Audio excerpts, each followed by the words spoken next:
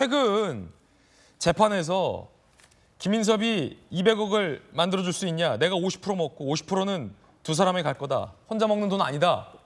라고 얘기했다는 증인도 나왔다는데 검찰에서는 그 돈 나눠 먹는 사람이 누구냐를 아마 집중적으로 캐물을 것 같아요.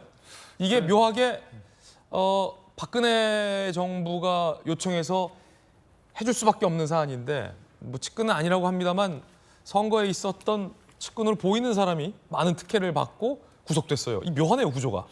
게다가 이재명 대표는 이제 구속돼 있거나 아니면 범죄 혐의가 있는 사람들과 약간 다 손절하는 메시지를 내잖아요. 측근 아니다. 나 뭐 적은 측근이라고 볼 수 없다.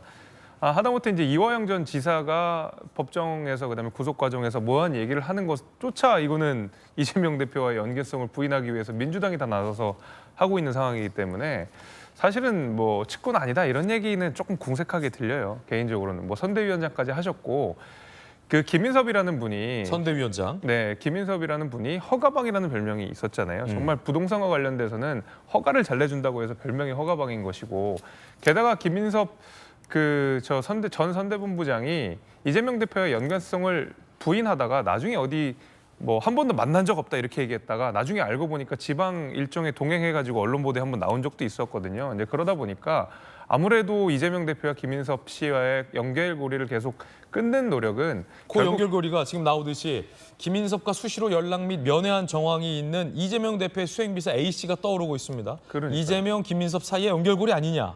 저는 이제 그렇게 보는 거죠. 게다가 뭐 아까 전에 박근혜 국토부라고 이야기했지만 그래서 박근혜 국토부의 요청사항에서 누가 이득을 받느냐. 결국 이재명 대표의 선대위원장이 김인섭 씨가 봤어요. 그러면 박근혜 전 대통령 그 정부에서 김인섭 씨한테 혜택 주기 위해서 직무유기했다는 거는 그러니까 직무유기를 협박했다는 건 말이 안 되잖아요. 그래서 애초에 말도 좀 안 되고 이재명 대표가 아까 전에 뭐 협박성의 메시지로 느껴졌을 수도 있다. 아까 이렇게 말씀을 해주셨지만은 이재명 대표의 말의 핵심은 협박으로 느꼈다라는 부분이 아니라 바로 직무유기라는 부분에 있다고 봅니다. 왜냐하면 하다못해 쳐다보기만 해도 협박을 느낄 수는 있어요. 근데 이재명 대표가 분명히 본인 스스로 이야기하기를 직무유기라는 표현을 분명히 썼거든요. 예. 근데 공문에 직무유기라는 표현이 없으면 이재명 대표 거짓말하게 된 거예요. 저는 그래서 저거 허위사실 공표와 관련돼서 김문기 차장 모른다. 국토부가 협박했다. 직무유기를 협박했다. 이 두 가지가 지금 거짓말로 걸려 있는 건데 모를 수 있죠. 이재명 대표의 기억력이 떨어지고 안면 인식도 좀 어렵다고 언론 보도가 나왔으니까 잘 모를 수 있습니다.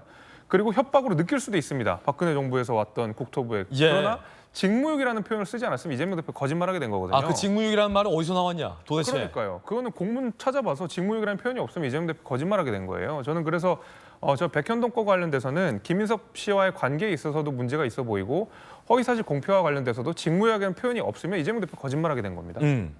민주당에서는 검찰 수사를 비판했습니다.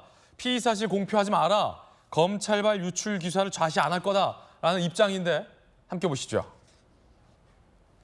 검찰과 언론의 공무상 비밀 누설 더 이상 좌시하지 않을 것이다. 검찰 공소장에는 보도된 혐의 내용 적시되지 않았다. 검찰발 유출 기사에 진실이 없다는 증거다라며 강력 반발을 하고 나섰습니다.